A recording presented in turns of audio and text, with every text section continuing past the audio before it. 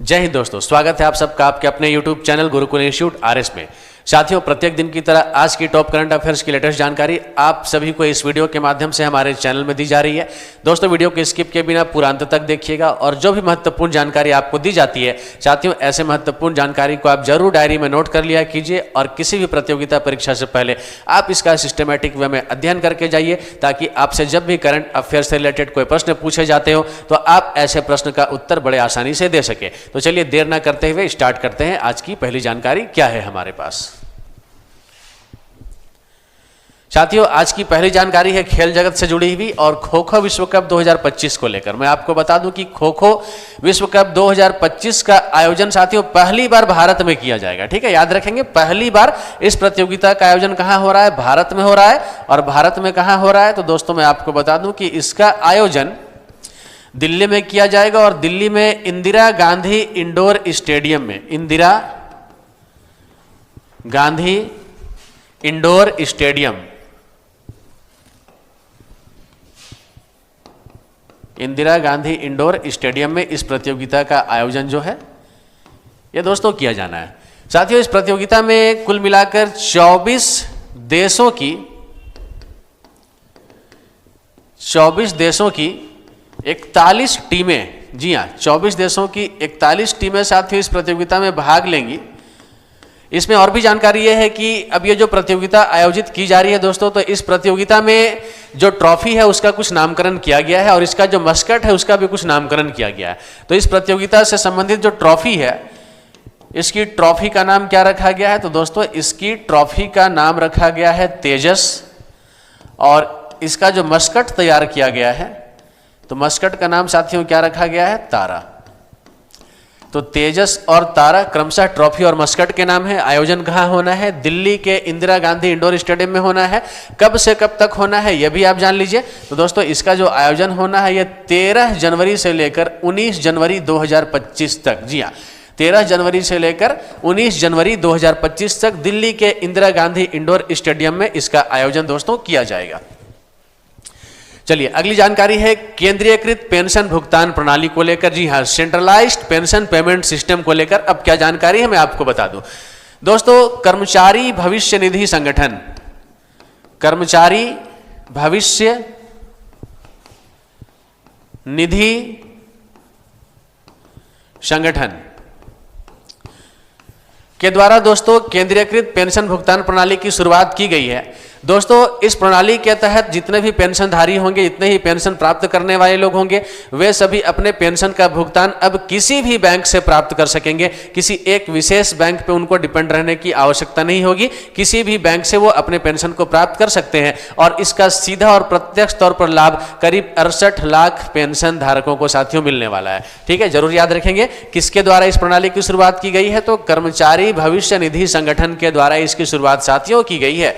चलिए आगे बढ़ते हैं और दोस्तों अगली जानकारी है 18वें प्रवासी भारतीय दिवस सम्मेलन को लेकर। मैं आपको बता दूं कि ओडिशा की राजधानी भुवनेश्वर में, याद रखेंगे कहां पे आयोजन किया जाना है? ओडिशा की राजधानी भुवनेश्वर में 18वें प्रवासी भारतीय दिवस सम्मेलन 2025 का आयोजन दोस्तों किया जाएगा। और आयोजन की जो तारीख है ये 8 से 10 जनवरी 2025 तक, 8 से 10 जनवरी 2025 तक इसका आयोजन जो है वो ओडिशा की राजधानी भुवनेश्वर में दोस्तों किया जाना है। अब दोस्तों मैं आपको बता दूं कि प्रत्येक वर्ष प्रवासी भारतीय दिवस, याद रखने वाली बात है, प्रत्येक वर्ष प्रवासी भारतीय दिवस ये मनाया जाता है। और कौन सी तारीख को ये मनाया जाता है? तो प्रत्येक वर्ष 9 जनवरी की तारीख को दोस्तों, 9 जनवरी की तारीख को, ठीक है, ये प्रवासी भारतीय दिवस जो है ये मनाया जाता है। और इस बार जो प्रवासी भारतीय दिवस साथियों जो मनाया जाएगा, तो प्रत्येक बार प्रवासी भारतीय दिवस समारोह में किसी न किसी राष्ट्राध्यक्षों को मुख्य अतिथि के रूप में बुलाया जाता है। तो इस बार के जो मुख्य अतिथि साथियों होंगे मैं आपको बता दूं, त्रिनिदाद एंड टोबैगो की राष्ट्रपति इस समारोह की मुख्य अतिथि होंगी, जिनका नाम क्या है? जिनका नाम है क्रिस्टीन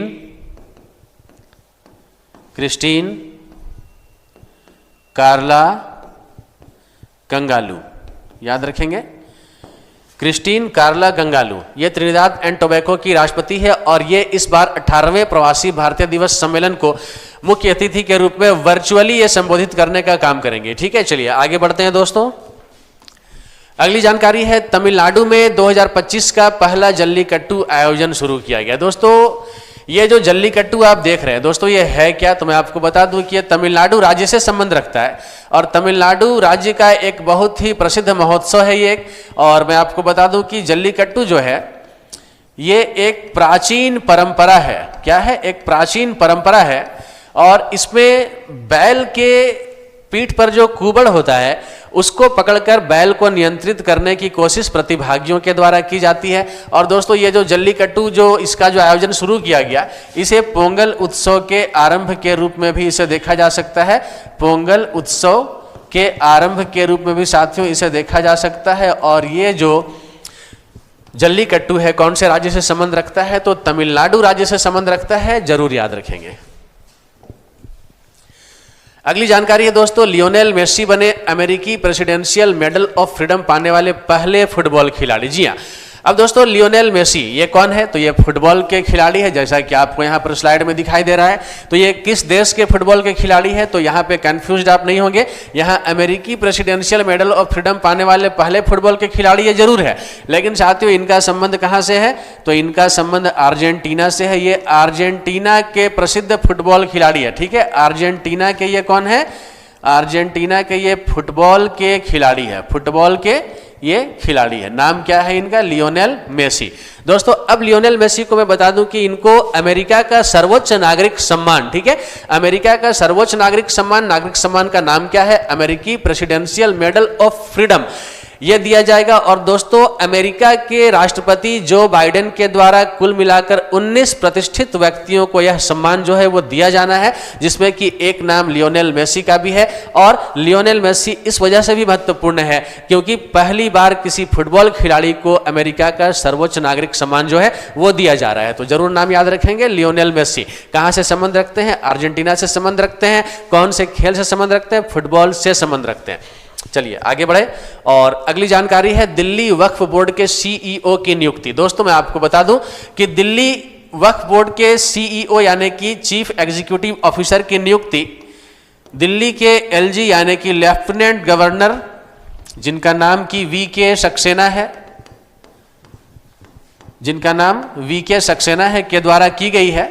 और सीईओ के रूप में किन्हें नियुक्त किया गया है, तो जिन्हें नियुक्त किया गया है उनका नाम है अजीमुल हक। अजीमुल हक। दोस्तों ये जो अजीमुल हक है एक आईएएस पदाधिकारी है और इन्हें दिल्ली के लेफ्टिनेंट गवर्नर वीके सक्सेना के द्वारा वक्फ बोर्ड का सीईओ नियुक्त किया गया है। अगली जानकारी है दोस्तों, बीसीसीआई को मिलेंगे नए सचिव और कोषाध्यक्ष। दोस्तों मैं आपको बता दूं कि देवजीत सैकिया, जरूर नाम याद रख लेंगे आप लोग, देवजीत सैकिया ये बीसीसीआई के नए सचिव बनेंगे, जबकि प्रभतेज सिंह भाटिया, प्रभतेज सिंह भाटिया इन्हें बीसीसीआई का नया कोषाध्यक्ष बनाया जाएगा। इन्हें बीसीसीआई का नया कोषाध्यक्ष बनाया जाएगा और ये दोनों आने वाले 12 जनवरी को पदभार ग्रहण करेंगे। जी हाँ, आने वाले 12 जनवरी को ये दोनों पदभार ग्रहण करेंगे। तो बीसीसीआई क्या है दोस्तों, बीसीसीआई भारतीय क्रिकेट कंट्रोल बोर्ड है ये, ठीक है। और देवजीत सैकिया को सचिव जबकि प्रभतेज सिंह भाटिया को कोषाध्यक्ष जो है वो बनाया गया है। चलिए आगे बढ़ते हैं और अगली जानकारी है रेड पांडा को लेकर। दोस्तों रेड पांडा आप तस्वीर में देख सकते हैं, यहां पर जो तस्वीर है ये रेड पांडा है। अब इसके बारे में क्या जानकारी है मैं आपको बता दूं साथियों, नीदरलैंड से, जी हां याद रखेंगे, नीदरलैंड से 2 रेड पांडा, 2 रेड पांडा को भारत लाया गया। और भारत में कहां लाया गया है, तो भारत में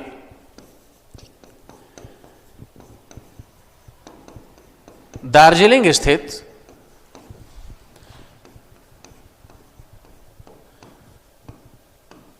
पद्मजा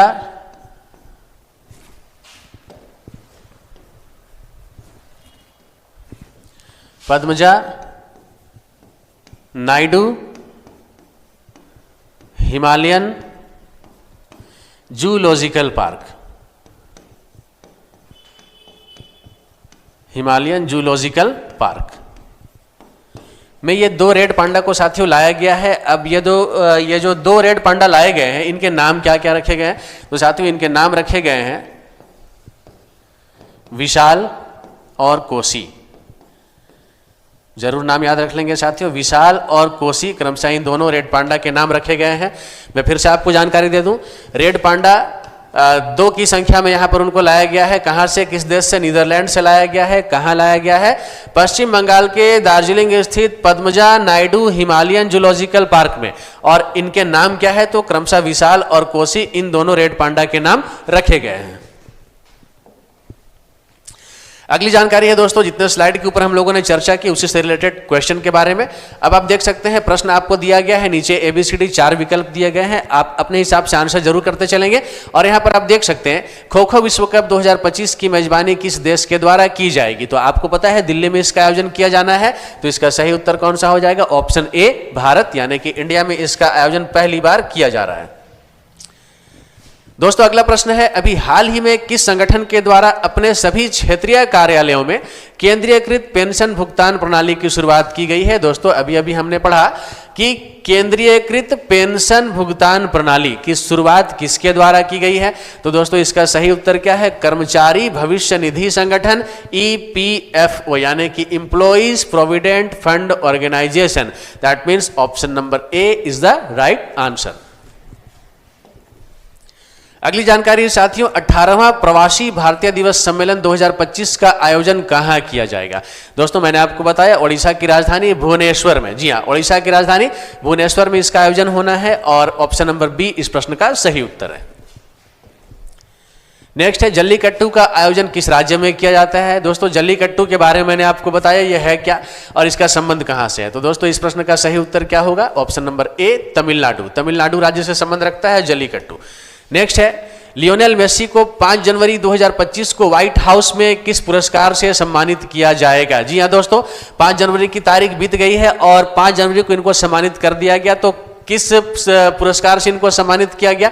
तो दोस्तों मैं आपको बता दूं कि ये जो पुरस्कार दिया गया, इनको अमेरिका का सर्वोच्च नागरिक सम्मान, जिसका नाम क्या है? The presidential medal of freedom. जी हाँ, the presidential medal of freedom, America के राष्ट्रपति जो बाइडेन के द्वारा इनको यह पुरस्कार दिया गया। ऑप्शन नंबर बी आपके इस प्रश्न का सही आंसर होगा। अगली जानकारी है, अभी हाल ही में दिल्ली वक्फ बोर्ड के नए CEO किसे नियुक्त किया गया? जी हाँ, अब दिल्ली वक्फ बोर्ड का नया CEO किसे बनाया गया है? मैंने आपको बताया था IAS पदाधिकारी, जिनका नाम क्या है? अजीमुल हक। मतलब ऑप्शन नंबर ए में आप नाम देख सकते हैं, अजीमुल हक। इनको दिल्ली वक्फ बोर्ड का नया CEO बनाया गया है दिल्ली के लेफ्टिनेंट गवर्नर VK सक्सेना के द्वारा। अगला प्रश्न है, अभी हाल ही में BCCI के नए सचिव के रूप में किसे निर्विरोध चुना गया है? जी हाँ दोस्तों, अब किसे निर्विरोध चुना गया है? सचिव की बात हो रही है यहाँ पर। किसकी बात हो रही है? सचिव की बात हो रही है। जबकि मैंने आपको सचिव और कोषाध्यक्ष दोनों के बारे में बताया है। दोस्तों कोषाध्यक्ष के रूप में किसे बनाया जा रहा है? तो प्रभतेज सिंह को बनाया जा रहा है। ये क्या है? ये इन्हें कोषाध्यक्ष बनाया गया। जबकि देवजीत सैकिया, यहां पर देवजीत सैकिया, ठीक है, देवजीत सैकिया जो है इनको निर्विरोध रूप से, ठीक है ना, BCCI का नया सचिव नियुक्त किया जा रहा है। दोस्तों चलिए आगे बढ़ते हैं और अगला प्रश्न है, अभी हाल ही में नीदरलैंड से 2 रेड पांडा भारत के दार्जिलिंग के Padmaja Naidu Himalayan zoological park में लाए गए। उनके नाम क्या रखे गए? जी हाँ, अभी 2 रेड पांडा की जानकारी हम लोगों ने ली थी और इसके नाम ही मैंने आपको साथियों बताया था। अब इसका नाम क्या रखा गया है? तो ऑप्शन ए में आप देख सकते हैं, एक का नाम है विशाल और दूसरे का नाम क्या है? कोसी। यानी कि विशाल और कोसी, इन दोनों रेड पांडा के नाम रखे गए हैं। लाया कहाँ गया है इनको? Padmaja Naidu Himalayan zoological park में लाया गया है। किस कंट्री से लाया गया है? नीदरलैंड से लाया गया है। अब अगला स्लाइड है आज के प्रश्न के रूप में और आज का प्रश्न जिसका उत्तर आप लोगों को कमेंट बॉक्स में आकर देना होता है। दोस्तों आज का प्रश्न क्या है? भारत का पहला जनरेशन बीटा बच्चा का जन्म किस राज्य में हुआ? जी हाँ, भारत का पहला जनरेशन बीटा बच्चे का जन्म किस राज्य में हुआ है? आपको इस प्रश्न का उत्तर देना है। Option A Mizoram, option B Himachal Pradesh, option C Bihar and option D Uttar Pradesh. आपको क्या लगता है इन चारों में इस प्रश्न का सही उत्तर कौन सा है? अधिक से अधिक संख्या में आइए और कमेंट बॉक्स में आकर के अपना उत्तर दर्शाइए। आपके कमेंट्स इससे हमारा उत्साहवर्धन होता है, हम और भी अच्छा करने के लिए दोस्तों प्रेरित होते हैं। आप सभी को मेरी ओर से बहुत सारी शुभकामनाओं के साथ जय हिंद, जय भारत।